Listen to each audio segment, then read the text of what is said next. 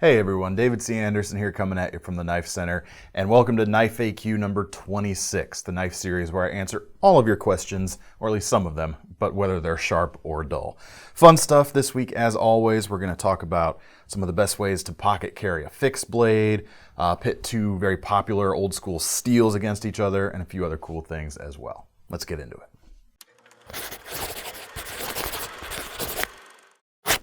All right, thank you everyone for submitting your questions to this series. As always, if you want a chance to have one of your questions featured in one of these videos, just go ahead and leave it down in the comments section below, and we comb through those and pick out some good ones to answer. First question this week comes from Michael Thornton. He has two questions, so first two questions comes from Michael Thornton.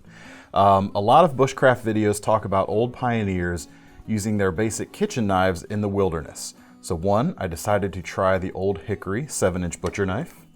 There you go. Do you have any sheath suggestions? And two, if making one is the best solution, what tools should one get to dabble in leather sheath making? Yeah, so I've got answers to both of those questions actually. But let's talk about this Old Hickory here for just a second. 7-inch carbon steel blade, $13, made in America. What's not to love about that? I mean, there's a lot of cool stuff going on there. This particular one has some pretty cool figuring on the back side of the handle. They don't always have something that nice. As you can see, the front is a little bit more plain. But this style of knife was just ubiquitous. In fact, like some of my conversations I've had with Ethan Becker, he said something along the lines of, I'm not quoting exactly, but paraphrasing, the Green River butcher knife, which is kind of the antecedent to this particular knife and the Old Hickory line as well, is just carrying on that tradition. But the Green River butcher knife is essentially the knife that conquered the American frontier, because you can do a lot of stuff with it. They weren't batoning or chopping with their knives back in the day, but you could do food prep, skinning, larger butchering within reason. You can just do all kinds of stuff with it. So great knife, even still to this day. It's certainly time tested and proven. Also for folks who like to modify stuff, another great platform as well. The 7-inch one though has a perfect sheath option here from K-Bar. This is the leather sheath that's designed to fit the standard Mark II fighting knife, the eponymous K-Bar, and these cost $11. So it's kind of the same, like there's a certain bit of thematic quality there going with just quality for the money right there. Slides in very nicely, fits just about perfectly. In fact, the retention strap here is not really going to do much because you could still slide the blade out. There's no big finger guard to trap it, but you could of course snap that shut if you like for a little extra security. Large belt loop on the back, just a simple but solid solution for what you're looking for. Now, if you'd still like to get into some leather sheath making, I haven't done much of it myself, so I'm actually going to turn this question over to my friend Spen over at JRE Industries. Fantastic leather worker, makes strops that we sell, does the sheaths for the guys like LT Wright, has done work for K-Bar and a few others. So we'll turn it over to him for a quick answer. Spen, take it away, my friend. Hey David, thanks for asking a question.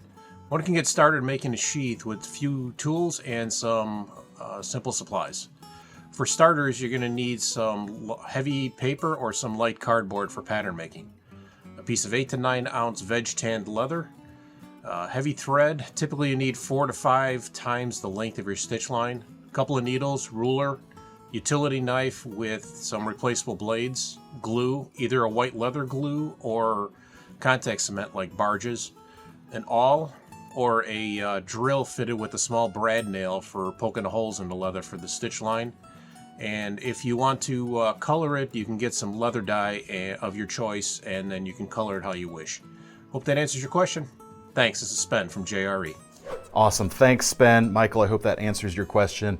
And definitely listen to him about this. The first leather sheath I made, you don't want to emulate me. I use like zip ties and a leather or a Velcro cable strap as part of mine.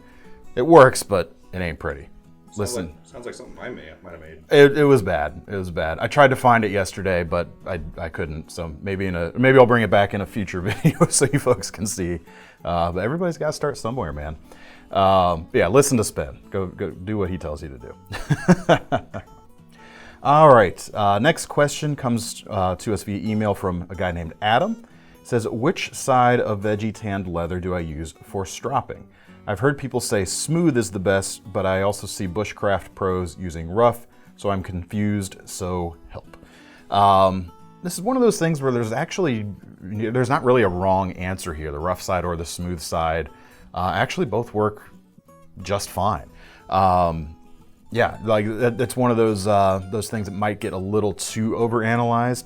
But for what I like to do, just so I can kind of share some behind the curtain stuff, when I'm making strops, what I typically like to do is I'll use both sides. I'll have the rough side on one side, and I'll impregnate that with a black compound, and then I'll use a finer green compound embedded into the smooth side of leather. So it's kind of mimicking the grits, so to speak, of the compounds I'm using. But that's just what I like to do. Is it strictly necessary? Not really. Since we just talked to Spen over at JRE, this is one of his strop bats that he makes for us, and phenomenal stropping tool. I keep one of these in my kitchen for my primary custom kitchen knives, and the leather on all of these is the smooth side out. Both of them work just fine. I wouldn't worry too much about it. As long as you're getting a sharp knife, it's working, so that's not a wrong answer. All right, next question comes from Bill Van. He says, hi DCA, I'm having a problem choosing between an ESEE4, an S35VN, or the Saddle Mountain Skinner from Benchmade, an S90V. I already have a 1095 pry bar, and this would be the slicing companion to match that.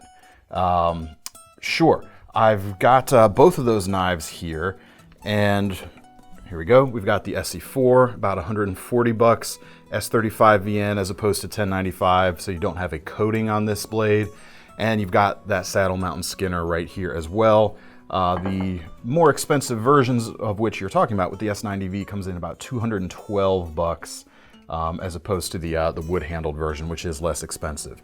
And in answering your question, it allows me to address another point. A lot of times somebody will ask me, which knife is better? And the problem with being, in most cases, being able to make a statement on the matter is, well, what do you want it for? What's your purpose? And you gave me that in this. You're looking for a slicier knife to complement a larger, heavier, sharpened pry bar type of thing. So in that case, between these two, they're both phenomenal knives, but I'd go with the Benchmade in this case, not because I'm a retailer and it's a more expensive knife, and I want you to buy the more expensive knife from us, but for slicing, the Benchmade is going to be better. The ESEE has thicker blade stock to start with. It does have a full flat grind, but even though we don't have a full flat grind on the Benchmade, with the thinner blade stock in this case, it's going to even out to be a little more efficient at going through materials. They also, out of the box, sharpen their edges on these S90V versions a little more acutely. I think it's something like a 14-degree bevel per side, as opposed to more like a 20 on the ESEE. So even with the differences in blade stock, if the actual geometry behind the edge is about the same, that thinner edge or that thinner blade stock in the Benchmade, in this case, between this head-to-head matchup, is going to slice a bit better, be a bit more efficient. You're not gonna have to be like fighting the thickness of the spine as you push it through materials.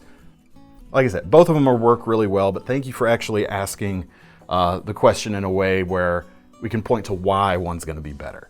So that's just a tip for some of you other folks asking questions out there. If you're like, should I get this or this? Let me know what you're kind of what you're looking for, and that'll help me inform my decision and inform my advice to you folks. So thank you for your question, sir.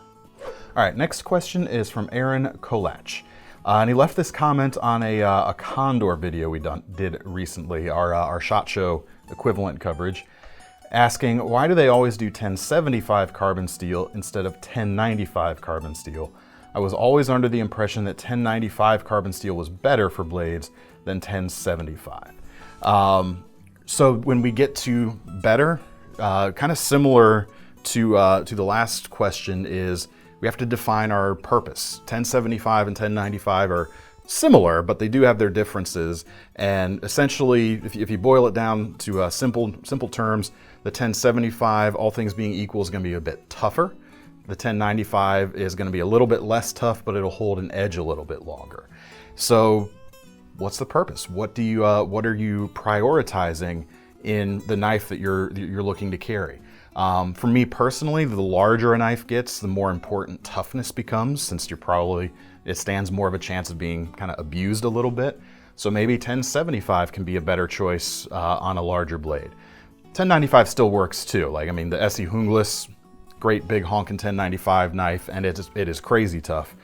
But again, what's in terms of the conversation of what steel is best, this is not just between 1075 and 1095, it's with anything, is define what your needs are, define what your purposes are, and what characteristics are going to be most appealing to you.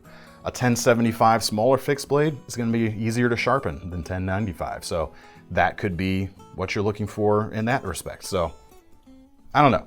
There is no answer. There's never an answer to what's the best steel, but sometimes given a certain task, you can say this steel might perform a little bit better for this, but then again, it might not for some other task. So that's why they use 1075, partly because it is a little bit cheaper to produce, and it provides the characteristics they're looking for in the blades they make. But Condor are using 1095 in some designs as well, so they're mixing it up a little bit. So hopefully that helps kind of give some context for your question, sir. All right, next question is from That Kelly T. Big fan of the Spyderco Bombshell. Unfortunately, I was unable to pick one up. Can you recommend something similar? Yes, absolutely. Bombshell, of course, was what Spyderco calls a flash batch. Whereas unlike a sprint run, where they will take an existing model, do a unique configuration of it, and only make a few of them, or a certain quantity of them, and never make that again, a flash batch is a whole new knife pattern that's new to the lineup, and they're only making that whole knife the one time. And the Bombshell was one of those.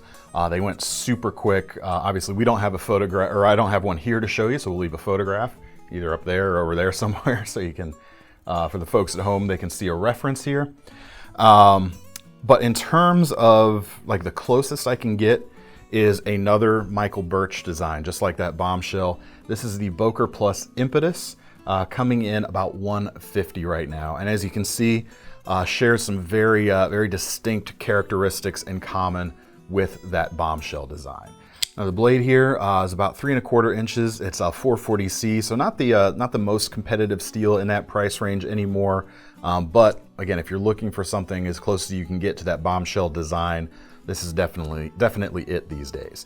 We've got a nice heavy stone-washed finish on the blade, fairly thick overall, not like aggressively thick, but thicker for a folder, with a hollow grind to keep it a little narrower behind the edge itself.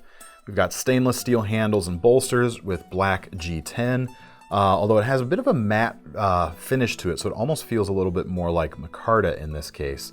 IKBS bearings, liner lock. It's definitely got the same vibes as that Bombshell, works pretty well. Another option that might be a little better value is actually another Becker. This is a Jens Anso design. This is the Mojo. One thing to note on this guy though, this is a discontinued knife, so we don't have a ton of these left. So if you are interested, don't wait too long. Same price for this knife, but in this case we've got an N690 blade, so a little bit more of a bump up. A little bit further away from the Bombshell, but not too far out of range. Really cool blade shape here, a little bit thinner, flat grind as opposed to the hollow there, and really nice looking handles. This is Cocobolo wood with a nice slim or mid-mounted lock back there to close it up quite nice. Definite vibes when closed. Opens up quite nicely. I'm actually kind of sad to see this one leaving the lineup because it's got a very comfortable handle overall. Even though it's a tiny bit cramped for my slightly larger than average hands, it's not super cramped, so I can get away with it. But the comfort index that I like there is there's no pocket clip here. Nothing to get away and create a hot spot. The wood is nicely contoured over. It's got a higher polish. To carry it, you do get a leather belt sheath instead. But that's just a really cool knife as well. All right, next question comes from Ready Me. He says, what are some options for an upgrade to the Rat 1 and or Rat 2? Thumb stud deployment, liner lock, and bronze washers, thanks. Sure. Well, first, of course, we've got the ever popular Rat 2, or sorry, this is the Rat 1. The Rat 2 is the smaller version. Just a classic, affordable, good performance. Not the latest whiz bang type of design or materials or technology in it, but it's a solid design that just works, and it doesn't cost a heck of a lot of money at all. Synthetic handles, liner lock, washers in the pivot, simple AUS 8 or D2 blade in this particular case with that full flat grind. Just really nice. For an upgrade that's still not a terribly unaffordable knife, I like to recommend the Steel Wheel Barguest flipper. It is a flipper, but you do still have the thumb studs there. There is a large and a small version of this as well, but the small version is the same version as the large Rat. The large version has a big 4-inch blade, but this guy is more like the 3.5-inch. You've still got a nice drop point with an almost full flat grind in this case. Nice versatile shape overall. A G10 for the handles. Still have a liner lock, still have washers in the pivot. This is not a ball bearing flipper, and it still manages to flip very nicely. But you wanted thumb studs, those work nicely as well. Deep carry pocket clip, which is reversible in this case, so you don't get the 4-position clip that the Ontario gives you, but you do have that deep carry option right out of the box. Similar amount of handle length to grip on the standard section of the handle there. Similar overall lengths as well, but you have a lot more edge on the Barguest because you don't have this large section around the pivot on the Rat that doesn't have... It is actually a good place to choke up, but you don't have a choil there, and you don't have the continuation of the edge like you could get with this steel wheel design. Really nice, and priced at about $72. D2 steel as well on this guy. I don't know if I mentioned that. Really solid design. Kind of a tribute, in fact, I think, to some of the older Almar tactical knives from back in the day. They were trying to, I think, kind of update that concept a little bit with this design. But it's just a great all-around knife in the process. All right, next question is from Scoob42. It says, I'm a huge fan of the CRKT Minimalist line and the Spew. Any tips for pocket clips or other ways to carry them other than neck or vertical belt carry? Yes, absolutely. I've got something for you. But let's check out the Spew there. Really cool little Wharncliffe design, kind of a step up in size from Alan Foltz's Minimalist series. This is another Alan Foltz design. These guys come in about $29. Pretty simple 5CR series stainless. Very easy to maintain, of course, but you will have to maintain it a little bit more than some other stuff out there. But this guy has some really nice G10 grips going on, bit of contour, plenty of hold there, about a 3.5 finger grip for me. Maybe a little bit less, but you do have that lanyard there at the back to provide a little extra grip for your pinky. As for the sheath on this guy, of course it does come set up for neck carry, but to pocket carry this, there are a couple of really good options out there. The first I would suggest is an Ulti clip, which I have here on a BK14 that I modified. And these guys start at about $12, and there's a few different sizes of it. And I haven't held them all up to see what exactly fits the hole pattern on the CRKT. But if you go with one of these versions with a slotted, with the slots in them, you've got some versatility. You can move it up and down a little bit and get a nice clip on that sheath. And these work really nicely. I've EDC'd this a few times since I added this clip to it. You've essentially got this tab right here, and a small J hook underneath. And as you stick it in your pocket, place it where you want it to go, you essentially lock it down and it's not budging from there. And it's a really convenient way to carry not just knives or Kydex sheaths, anything else that you can attach this to that you want to stay in place in your pocket. This is going to do a pretty good job. Another option is one of the Mummert knives or the Mummert titanium pocket clips. These come in about $20. This particular one is a slightly older version, but the newer ones, the top hole here is slotted, so you can move it up and down a little bit, and you should be able to get it to work on that Spew sheath as well. You can get it in a plain titanium finish or the flamed titanium. We might even have a few other different colors at the moment. I'm not quite sure. But yeah, for $20, not bad at all for that guy right there. As far as this knife, I borrowed this from one of our guys upstairs. I'm actually not sure what it is. and he didn't tell me, but it's pretty cool. And it let me show off that Mummert clip. Speaking of showing off, I'm gonna show off that Becker real quick. Pay no attention to the tip. I actually dropped this on the sidewalk yesterday while I was taking out the recycling, and I haven't had time to fix it up yet. But it's still a pretty cool set of mods, I think. Obviously, I made it a straight clip point here. I stripped the coating on the flats of the blade itself, and then patinaed it back to black, so you get a little bit of rust resistance. And my favorite thing, these used to be the orange Zytel scales or whatever material they used, but I dyed them brown. And I pulled it a little early, and I liked the way it looked, so I took it out then. It's got a little bit of the orange kind of peeking through from the bottom. It makes it almost have kind of a wood-like sheen. So I really like it. So I just wanted to show you guys that real quick too. But we'll just pay no attention to the tip. Very impressed with yourself, aren't you? No, I like knives. Fair. Kind of your job. It's what I do.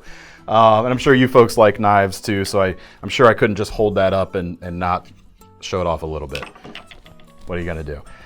Thanks everyone for submitting your questions. Again, if you want a chance to get your own one featured, make sure to leave it in the comments, and maybe you'll get lucky and we'll pick it for a future episode. If you want to get your hands on any of these knives, except of course for those two right there at the end, we'll leave links in the description to take you over to KnifeCenter.com. While you're over there, make sure you sign up for our Knife Rewards program, because if you're gonna buy a knife today, you might as well earn some free money to spend on your next one. I'm David C. Anderson from the Knife Center signing off. See you next time.